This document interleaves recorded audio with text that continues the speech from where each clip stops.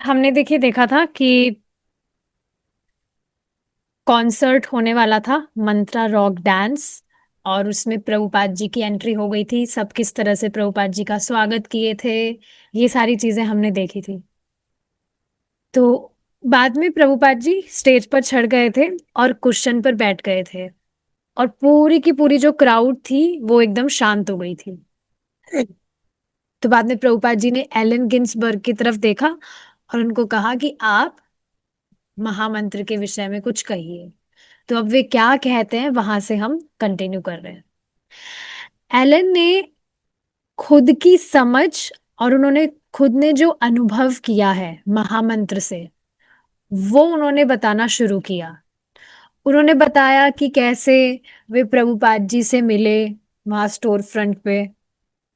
किस तरह से प्रभुपाद जी ने वहां न्यूयॉर्क में हिप्पी वाला जो एरिया है वहां पर किस तरह से उन्होंने एक स्टोर फ्रंट खोला था। और वहां से फिर वो टॉमकिंस स्क्वायर पार्क में चैंटिंग करने लगे थे, हरे कृष्णा कीर्तन करने लगे थे। और उन्होंने सभी को फ्रेडरिक स्ट्रीट टेम्पल पर भी बुलाया था।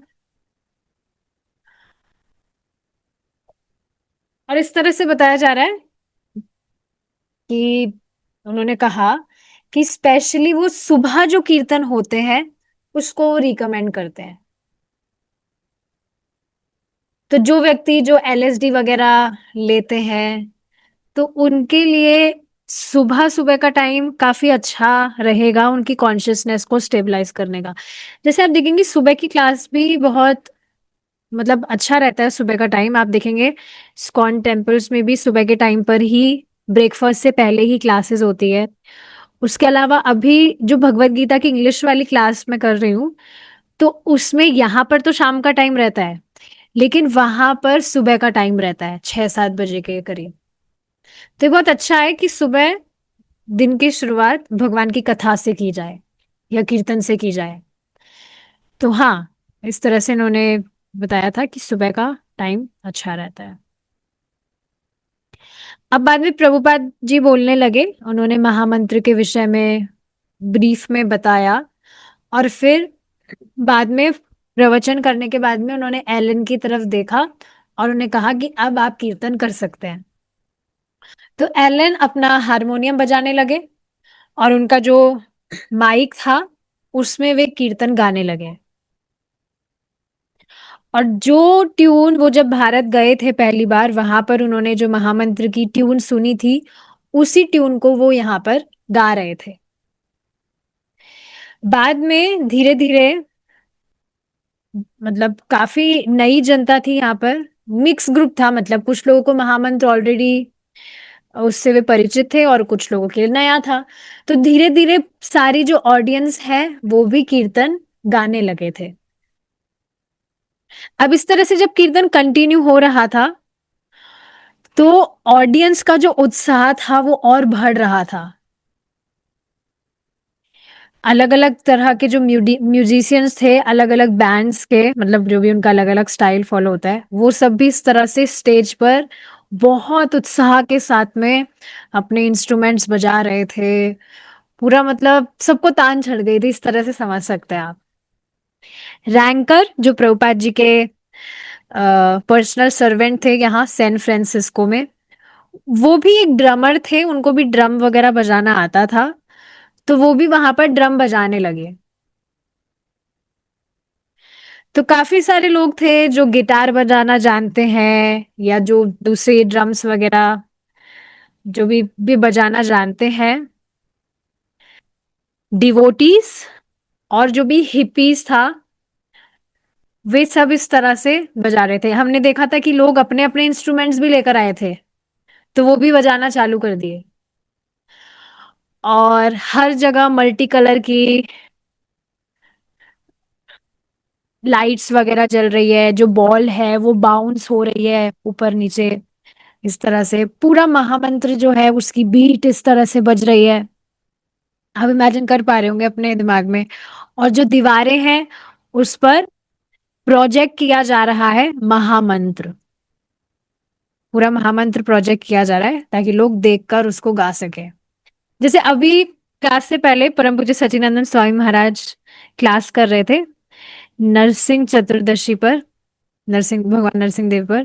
तो उसमें वो कीर्तन गा रहे थे महाराज कोई, तो उसमें उन्होंने कोई दूसरा कीर्तन डिस्प्ले कर दिया, मतलब वो लिरिक्स वो नहीं थे जो महाराज गा रहे थे। फिर बाद में उसको चेंज किया गया। तो थोड़ा भक्त कंफ्यूज हो रहे थे उसमें, मतलब इस तरह से दिखाया भी जा रहा था कि जो भक्त है वो देख रहे हैं, ढूंढ रहे हैं कि महाराज कौन सा कहाँ से गा रहे हैं, पर उन्होंने वो कीर्तन के लिरिक्स से कुछ अलग लगा दिए थे, तो थोड़ा कंफ्यूज हो रहे थे भक्त। लेकिन यहाँ कुछ कंफ्यूजन ना हो इस वजह से महामंत्र उन्होंने प्रोजेक्ट किया था वॉल पर, ताकि लोग देखकर नए लोग जो है वो गा सके। तो पूरा जो हॉल था वो महामंत्र के आवाज से गूंज रहा था। कुछ जो हिप्पीज थे वो खड़े हो गए, अपने हाथ ऊपर करके नृत्य करने लग गए, तो एकदम सबको तान चढ़ गई। Allen Ginsberg. देखिए आप इस बात को देखेंगे ही जब कभी आप मूवी वगैरह भी देखने गए हो सिनेमा में, तो आप देखेंगे पूरा का पूरा जो हॉल है वो उस मूवी की आवाज से गूंज रहा होता है। कितनी जोर से आवाज गूंजती है, जो हीरो कुछ डायलॉग बोल रहा है, हीरोइन रो रही है, या वॉटेवर जो भी चीज है, या कुछ रोमांटिक गाना बज रहा है, कोई सा भी गाना बज रहा है, तो वो पूरा हॉल में इस तरह से गूंजता है। अब आप सोचिए, उसी जगह आप है और महामंत्र इस तरह से गूंज रहा है पूरे हॉल में, तो क्या वाइब्रेशन होंगी वास्तव में, अपने आप ही व्यक्ति को तान चढ़ जाएगी। तो ये चीज है। एलन गिन्सबर्ग क्या कह रहे हैं, हमने शाम को पूरी शाम पूरी रात इस तरह से हमने महामंत्र गाया था, कीर्तन किया था, बहुत अद्भुत था। एक नई चीज खुली थी लोगों के लिए। और देखिए ऐसा होता है, कुछ जो प्रोग्राम होते हैं जब पहली बार किया जाता है तो वो हिट जाता है, मतलब सक्सेसफुल जाता है, तो फिर और उत्साह आता है कि यस फ्यूचर में और ऐसे प्रोग्राम्स किए जाएंगे। तो अभी जब ये प्रोग्राम हुआ so it was success, it was a big success, बहुत अच्छे तरह से सब कुछ हुआ। और वो जो एरिया है उसकी हाइट पर था ये जो प्रोग्राम हुआ था। आध्यात्मिकता, आध्यात्मिकता से रिलेटेड ही था ये लोगों के लिए, मतलब लोग आध्यात्मिकता से कुछ रिलेटेड ही योजना बनाकर आए थे। तो आध्यात्मिकता में उनका बहुत ही उत्साह वे महसूस कर रहे थे। It was the height of the hate Ashbery spiritual enthusiasm, मतलब उनका जो उत्साह था that was on the peak, सब बहुत उत्साहित थे। और ये जो उत्साह था दिस वाज स्पिरिचुअल एंथुजियाज्म। कई बार हम देखते हैं जो लोग हैं वो अपने कुछ भौतिकतावादी कार्यों के लिए बहुत उत्साहित होते हैं, बट ये जो उत्साह था it was not material, this was something spiritual. और ऐसा पहली बार था, हुआ था कि सैन फ्रांसिस्को में इस तरह से कुछ म्यूजिक प्रोग्राम वगैरह हुआ हो और जहां पर कोई भी व्यक्ति पार्टिसिपेट कर सकता है। मतलब ऐसा पहला ही प्रोग्राम था जहां पर इस तरह से अलग अलग तरह के लोग, मिक्स ग्रुप था लोगों का, सब तरह के लोग यहाँ पर मौजूद थे। नहीं तो आप देखेंगे काफी जो प्रोग्राम्स होते हैं वो स्पेसिफिकली कोई पर्टिकुलर ग्रुप के लिए होते हैं, हर कोई वहां पर एंट्री नहीं होती है हर किसी की। जैसे काफी जगह होती है जहां पर बच्चों की एंट्री नहीं होती है, काफी जगह होती है जहां बुजुर्ग की एंट्री नहीं होती है, काफी ऐसे स्पिरिचुअल जगह भी होती है जहां पर दूसरे कास्ट के लोगों की एंट्री नहीं होती है। जैसे मुझे ये बात याद आ रही है, एक बार सुना था मैंने कि प्रभुपाद जी जगन्नाथ जी के मंदिर जा रहे थे, तो उनके साथ में उनके वेस्टर्न डिसाइपल्स भी थे, विदेशी भक्त भी थे। तो अब उस मंदिर में उनको एंट्री नहीं दी गई कि नहीं ये बाहर के लोग यहाँ मंदिर में अलाउ नहीं है। तो फिर प्रभुपाद जी ने इस तरह से सोचा कि वे जगन्नाथ जी की जो यात्रा है वो पूरे विश्व भर में इस तरह से निकलेगी। और आप देखेंगे अभी तक अ, हर साल इस तरह से हर देश में जगन्नाथ यात्रा निकलती है। ये सारी बातें कितनी मतलब बहुत ही हृदय को सुख देने वाली होती है। जैसे कल प्रभु जी ने परम पूज्य वृंदावन चंद महाराज जी का प्रवचन भेजा था। तो लाइव तो मैं नहीं सुन पाई थी, बाद में मैंने सुना था। और लास्ट का भी कुछ शेष था उसमें पार्ट, तो आज मैं उसको पूरा सुन पाई थी। तो उसमें लास्ट में वीडियो खत्म होने के बाद में प्रभुपाद जी का कीर्तन चल रहा था, उसमें प्रभुपाद जी के फोटोज दिखाए जा रहे थे। तो पता नहीं अचानक से आई वॉज फीलिंग ओवरवेल्म्ड। अचानक से पता नहीं क्यों मैं इमोशनल हो गई, कुछ मुझे पता ही नहीं कि अचानक से ऐसा हुआ क्यों। तो बहुत ज्यादा खुशी होती है कि प्रभुपाद जी ने इस तरह से जो भी प्रचार किया, and still devotees are following it very sincerely, and it's ever growing. मतलब इस तरह से बढ़ता ही जा रहा है ये, जो इस तरह से परंपरा में जो भी भक्त हैं, नए भक्त जुड़ रहे हैं, they are also becoming sincere disciples of Prabhupada. So it's very beautiful. तो हाँ, पहली बार ऐसा कुछ प्रोग्राम यहाँ हुआ था जिसमें हर तरह के लोग, कोई भी पार्टिसिपेट कर सकता था। हर कोई गा सकता था, हर कोई नृत्य कर सकता था। मतलब ये ऐसा कुछ प्रोग्राम नहीं था जिसमें लोग बस किसी मतलब कोई जो स्टेज पर है बस उसको सुनने आए हैं, नहीं।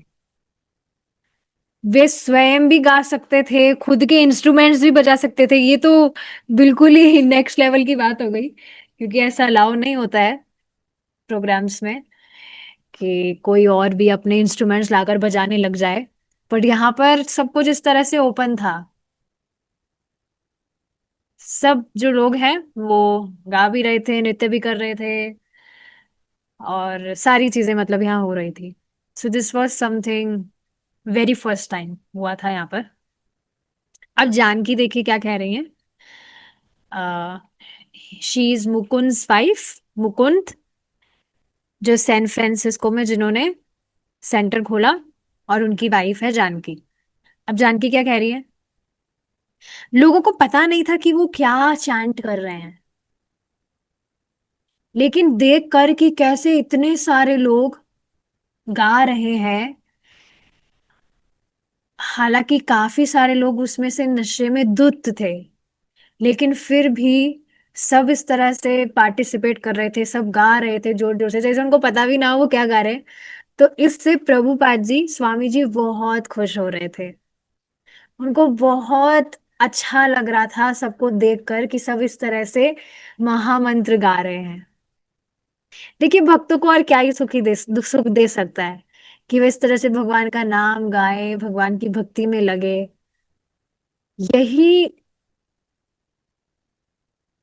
शुद्ध भक्त को या भक्तों को प्रसन्न करने वाला है। जैसे आप देखेंगे, परम पूज्य वृंदावन चंद्र महाराज का एक विशेष अफेक्शन है प्रभु जी के लिए। लास्ट में महाराज ने प्रभु जी को ही कहा था नरसिंह आरती गाने के लिए, अगर आपने सुना हो वो प्रवचन। तो बिकॉज मतलब मैं, ठीक है ऐसा नहीं बोलना चाहिए, बट मैं मतलब यहाँ पर एग्जाम्पल सेट करने के लिए बता रही हूँ कि कोई भी भक्त अगर सिंसियर है या वो कुछ भी भक्ति करना चाहता है, तो उससे ही भक्तों को खुशी होती है। इससे ही हम हमारे गुरु महाराज को भी प्रसन्न कर सकते हैं। शिक्षा गुरु हो या दीक्षा गुरु हो, कि हम अच्छे से उत्साहित होकर भक्ति करें। तो प्रभुपाद जी बहुत खुश हो रहे थे इस तरह से सबको देखकर कि सब इस तरह से महामंत्र गा रहे हैं, जैसे उनको पता भी ना हो वो क्या गा रहे हैं। But it was amazing. अच्छा, हाई ग्रीफ क्या कह रहे हैं, जो हायग्रीव है वो इस तरह से बता रहे हैं कि वे बैंड्स, जो वहां पर बैंड बज रहे थे उनके पास में ही वो खड़े थे। तो वहां पर अब बैंड के पास में खड़े होकर वो कुछ नहीं सुन पा रहे थे, बैंड की ही आवाज उनको आ रही थी सिर्फ। लेकिन उसके बाद में भी वो खुद महामंत्र तो गा रहे थे, जैसे उनको बाकियों को सुनाई दे रहा हो कि नहीं, बट वो खुद गा रहे थे। उनके पीछे दीवार पर एक प्रोजेक्टर था, जो एक बहुत ही बड़ा पिक्चर प्रोजेक्ट कर रहा था भगवान कृष्ण का, जिन्होंने गोल्डन कलर का मुकुट पहना हुआ था, और उनके मुकुट पर अ, पंख था, मोर पंख, और उनके हाथों में बांसुरी थी। तो इस तरह से एक बड़ा सा पिक्चर भगवान का प्रोजेक्ट किया गया था। जैसे, ये पता नहीं आपके साथ होता है कि नहीं, अभी कुछ दिन पहले प्रभु जी जो कथा कर रहे थे, शाम को अभी जो कथा हो रही है, उसमें प्रभु जी ने कहा पंख। तो पंख बोलते ही मुझे याद आया, अच्छा भगवान कृष्ण का मोर पंख की बात बोलेंगे प्रभु जी की, नहीं, लेकिन नहीं, उन्होंने कहा गरुड़ जी के पंख। बहुत सुंदर लग रहे थे। तो पंख बोलते ही तुरंत भगवान कृष्ण का मोर पंख याद आता है, लेकिन नहीं, उस समय प्रभु जी गरुड़ जी के पंखों की बात कर रहे थे। तो हाँ, ये बात है। फिर अब आगे देखिए क्या हुआ। प्रभुपाद जी भी खड़े हुए, और प्रभुपाद जी भी अपने हाथों को ऊपर उन्होंने रेस किया, और वे भी नृत्य करने लग गए स्टेज पर।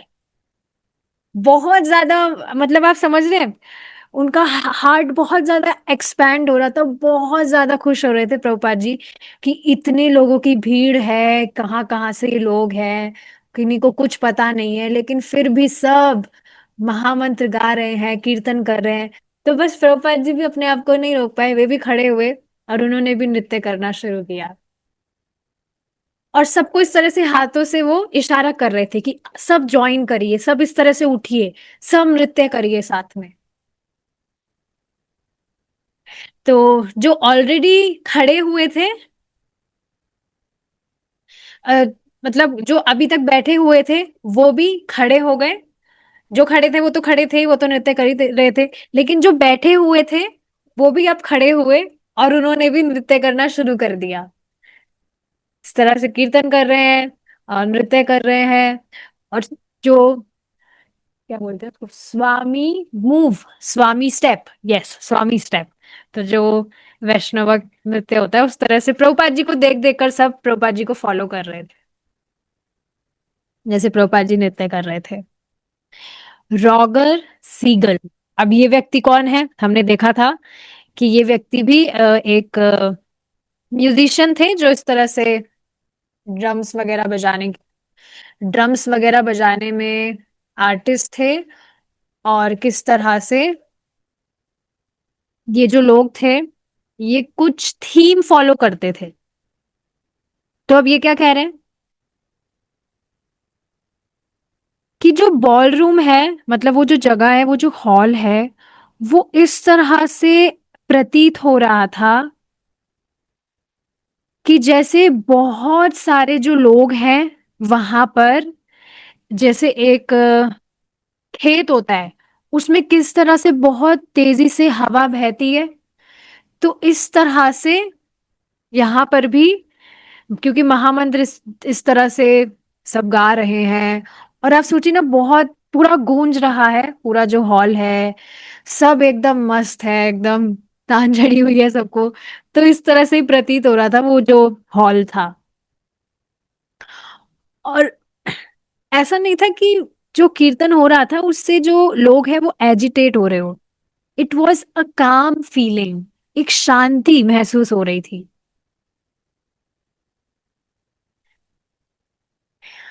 एक शांति और एक जॉयफुल जो इमोशंस होते हैं, वो सब लोग महसूस कर रहे थे।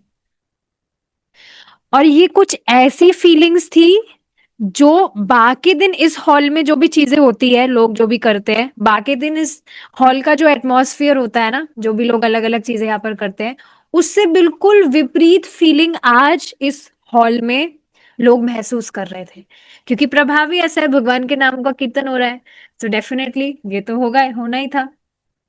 तो इस तरह से जो कीर्तन था, वो 1 घंटे तक इस तरह से चल रहा था। और अब लास्ट में जब कीर्तन बहुत लाउड और बहुत फास्ट हुआ थोड़ा, तो जो लोग हैं वो जोर जोर से उछलने लग गए, जोर जोर से, आ,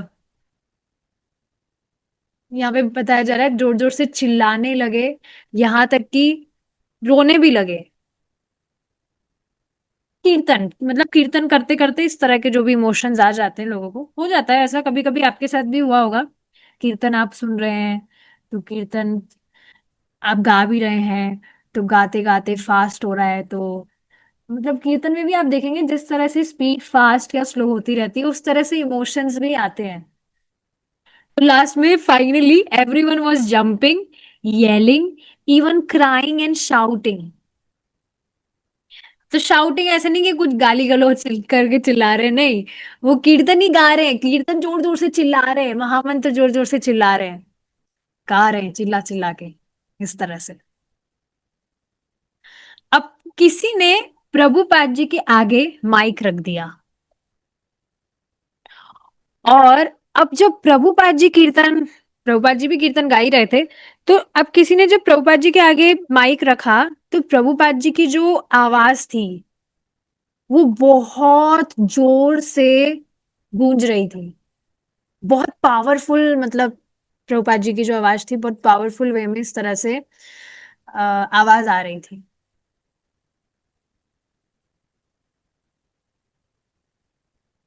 और देखिए अचानक से, मतलब ये जो पावर, मतलब Prabhupada was in ecstasy at that time, तो उस एक्सटेसी में he was singing very loudly. और मतलब आप समझ रहे ना, इस तरह का माहौल हो गया था उस समय कि कीर्तिदानंद ने ही रिक्वेस्टेड कि भाई कीर्तन अभी की अभी रुक जाना चाहिए, क्योंकि इस तरह का बहुत एक्सटैटिक वो Prabhupada, he was in ecstasy, और इस तरह से वे गा रहे थे, उनकी आवाज इस तरह से बहुत स्ट्रांग थी कि मानो जो साउंड सिस्टम है वो बस अब फट जाएंगे। तो कीर्तिदानंद ने इस तरह से रिक्वेस्ट किया कि अब कीर्तन रुक जाना चाहिए। Prabhupada he is Prabhupada was too old for this. Prabhupada ji भी मतलब इस तरह से, ही वॉज 70+। तो इस उम्र में कोई व्यक्ति इतनी जोर जोर से, डेफिनेटली देखिए, अब प्रभुपाद उस समय एक्सटेसी में थे, तो लोग नहीं समझ पा रहे इस चीज को। बट हाँ, वो इस तरह से सोच रहे थे कि प्रभुपाद इस एज में है, और इस एज में किसी व्यक्ति के लिए इस तरह से कीर्तन करना थोड़ा हार्मफुल हो सकता है, हो ही जाता है। आप पता नहीं आप सुने हैं कि नहीं, कि नहीं, बुजुर्ग को अगर कुछ हार्ट की डिजीज होती है, तो कोई अगर व्यक्ति जोर से बोल देता है उनके सामने, तो उनको हार्ट अटैक तक आ जाता है, मृत्यु हो जाती है लोगों की। बुढ़ापे में जो है वो इस तरह से थोड़ा हार्मफुल होती है सारी चीजें, थोड़ा ऐसी कुछ सिचुएशन यहाँ पर हो गई थी। लेकिन फिर भी कीर्तन इस तरह से कंटिन्यू चल रहा था, जोर जोर से, और फास्ट स्पीड हो रही थी, और फास्ट हो रही थी, इतनी फास्ट जब तक जो मंत्र है, until the words of the mantra finally became indistinguishable amidst the amplified music and the chorus of thousands of voices। तो इतना फास्ट हो रहा था, इतना फास्ट हो रहा था कि जब तक, एक बार इस लाइन को हम देख लेते हैं,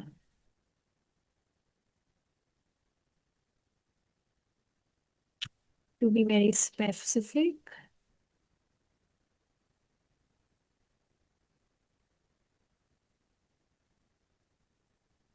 हाँ, मैं समझ ही रही थी इसी तरह से। कई बार देखिए, हाँ, क्या होता है, हम चैंटिंग में तो ऐसा कर ही लेते हैं, वक्त इतना जल्दी करने के चक्कर में इतना जल्दी जल्दी मंत्र बोलेंगे कि आधा मंत्र तो खा जाएंगे, या फिर मंत्र सुनाई नहीं देगा, पता नहीं क्या ही बोलेंगे। तो इतना फास्ट स्पीड में वो कीर्तन बस हो रहा था, जब इस तरह से हो रहा था जब तक कि वो जो महामंत्र है वो पूरी तरह से उसका जो अर्थ है वो, मतलब महामंत्र समझ में ना आए, इस तरह से इतनी फास्ट स्पीड में वो गाया जाए, तो इस तरह से हो रहा था। फिर अचानक से जो कीर्तन है वो खत्म हुआ, सडनली इट एंडेड। और अब जो कुछ भी, मतलब अब जो भी कुछ भी सुनाई दे रहा था उस हॉल में, वो था एम्पलीफायर्स की हमिंग, जोर से जो हमिंग होती है। लास्ट में आपने देखा ये माइक वगैरह लगते हैं, तो अचानक से एक आवाज आती है जो मतलब कानों को अच्छी नहीं लगती है। तो फिर वो रुकी, और बाद में प्रभुपाद जी की आवाज, जिसमें प्रभुपाद जी अब लास्ट में अपने गुरु महाराज को प्रणाम कर रहे हैं। ओम विष्णुपाद परमहंस परिव्रक्र परिव्रजाग्रचार्य अष्टोत्र सत श्री श्रीमद् भक्ति सिद्धांत सरस्वती गोस्वामी महाराज की जय। All glories to the assembled devotees. तो इस तरह से जयकारा हो रहा था, जो आप देखेंगे मंगला आरती के बाद में भी होता है।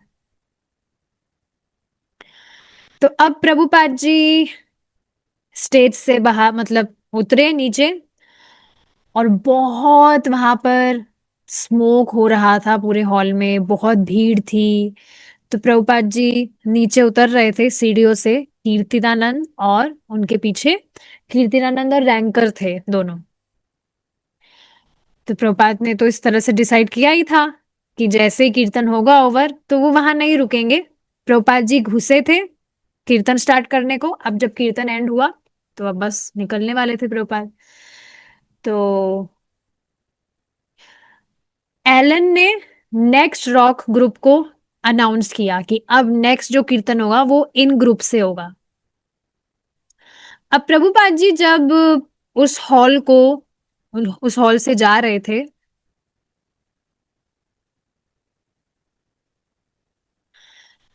तो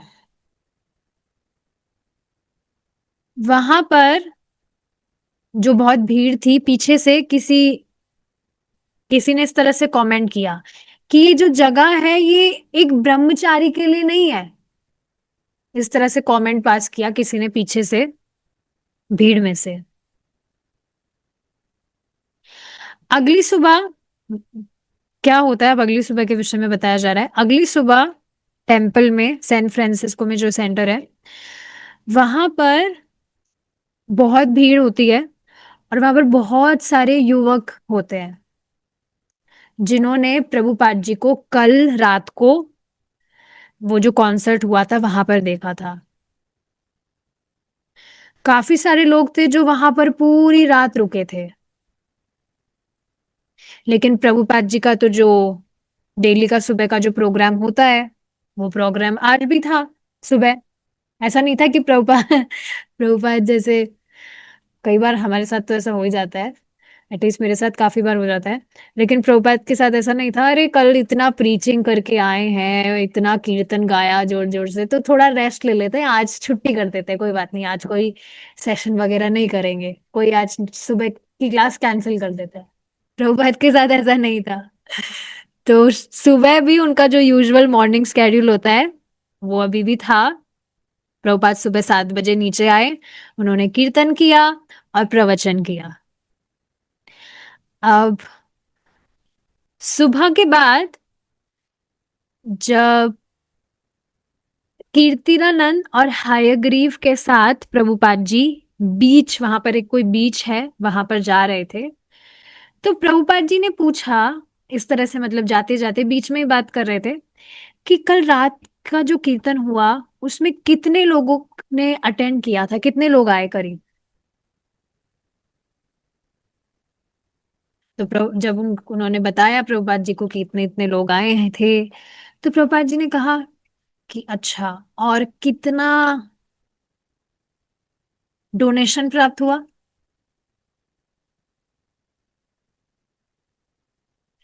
तो फिर बाद में उन्होंने कहा कि पक्का तो पता नहीं है, पर अप्रोक्सीमेटली $1,500 डोनेशन प्राप्त हुआ। डोनेशन मतलब जो भी टिकट्स बिकी थी। तो हमने ये पहले भी देखा था, प्रभुपाद जी ने इस तरह से बताया था कि कुछ भी इस तरह के प्रोग्राम्स वगैरह करते हैं ताकि लोग इसको फॉर ग्रांटेड ना ले, they do not take it for cheap, इस वजह से कुछ चार्ज किया जाना चाहिए। तो यहाँ पर टिकट सिस्टम रखा था कि टिकट से एंट्री हो सकती है, you have to buy the tickets. और वो जो डोनेशन प्राप्त होने वाला था वो यहाँ मंदिर में ही प्रीचिंग वगैरह और जो भी मतलब सेवाएं होती है उसमें काम में आने वाला था। तो उन्होंने इस तरह से बताया, अराउंड $1,500। अब इस तरह से कार में ये बात हो रही थी, तो अब प्रभुपाद जी पीछे सीट पर बैठकर अपना चैंटिंग कर रहे थे। और चैंटिंग करते करते बाहर प्रभुपाद जी देख रहे थे खिड़की से।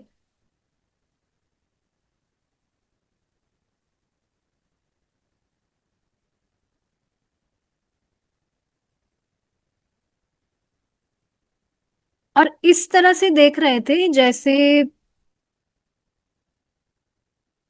आप देखेंगे कई बार कोई जो फेमस व्यक्ति होता है तो वो थोड़ा प्राउड में होता है कि भाई मैं देखो कितना ये हूं, मैं कितना वो हूं।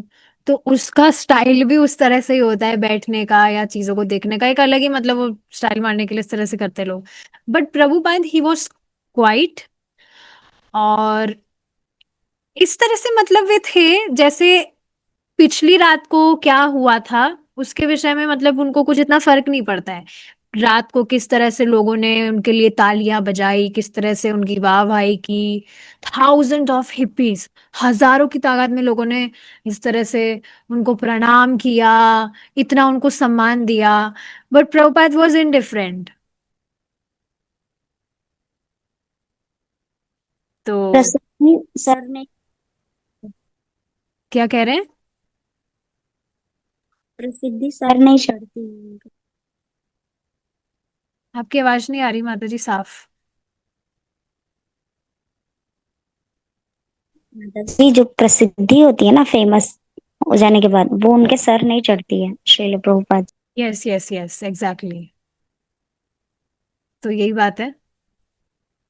with no indication that the night before he had been cheered and applauded by thousands of hippies। कोई ऐसा कुछ नहीं था, उनको फर्क नहीं पड़ रहा था कि हाँ ठीक है जो हुआ वो हुआ।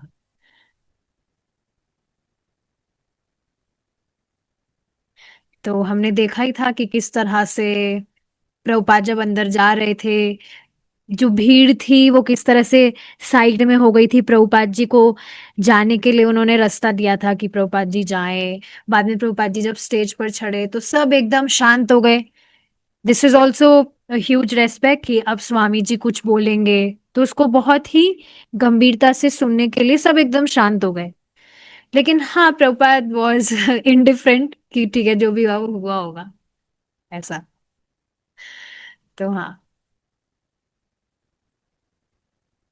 अब देखिए, पिछली रात को जो भी लक्ष्मी वगैरह आई थी, for all the fanfare of the night before he remained untouched, the same as ever his personal demeanor.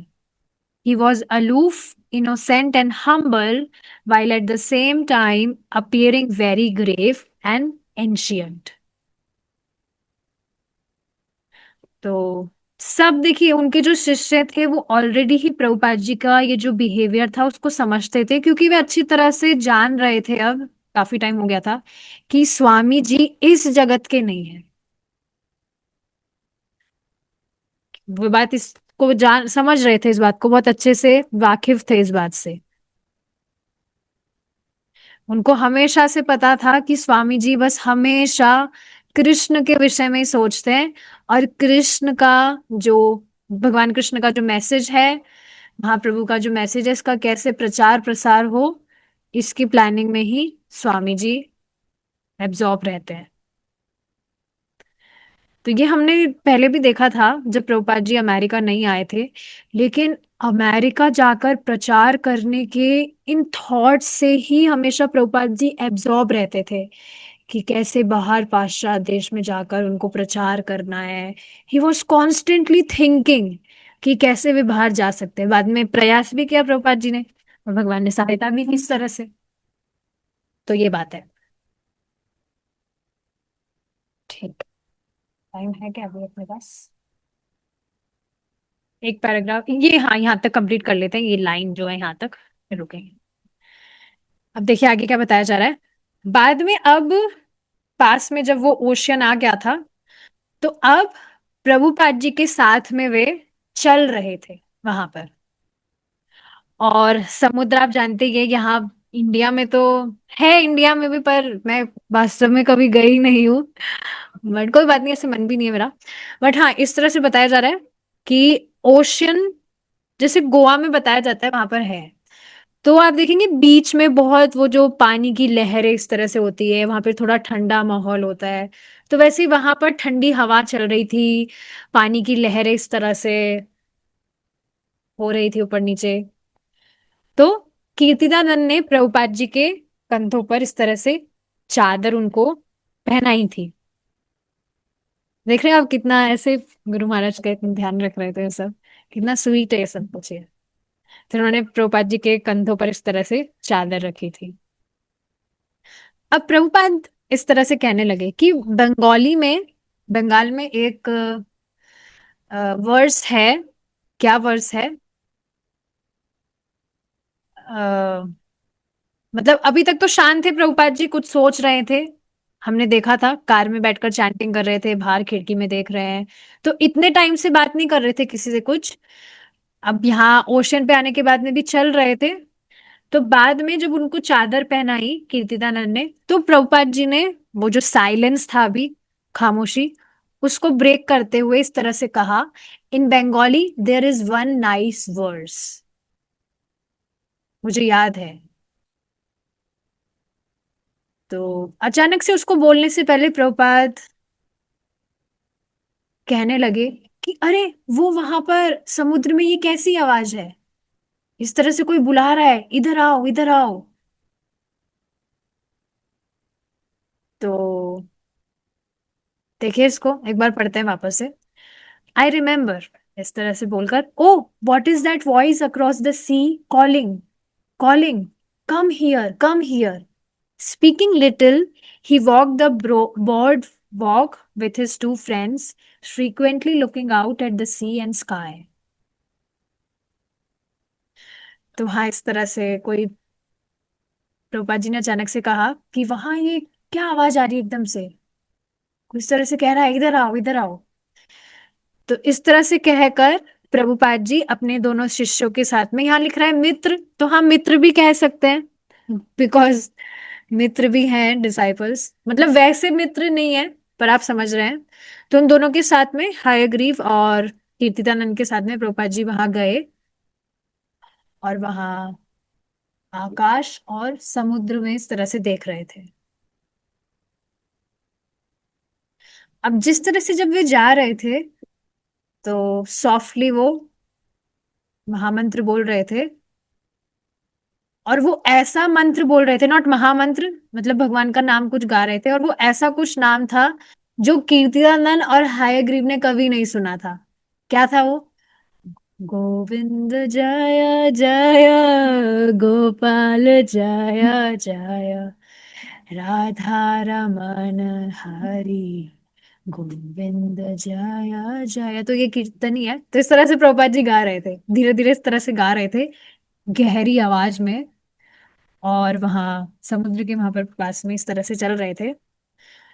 और वहां पर जाकर उन्होंने देखा, वो जो ओशन था पैसिफिक ओशन, उसमें देखा। और इस तरह से कह रहे हैं क्योंकि ये बहुत ही बड़ा है,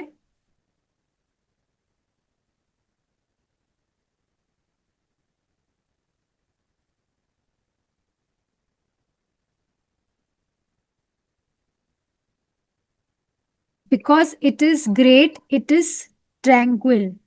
क्योंकि ये बहुत ही विशाल है, इस वजह से यह शांत है। फिर आयग्रीव ने कहा कि ये जो समुद्र है ये शाश्वत प्रतीत होता है।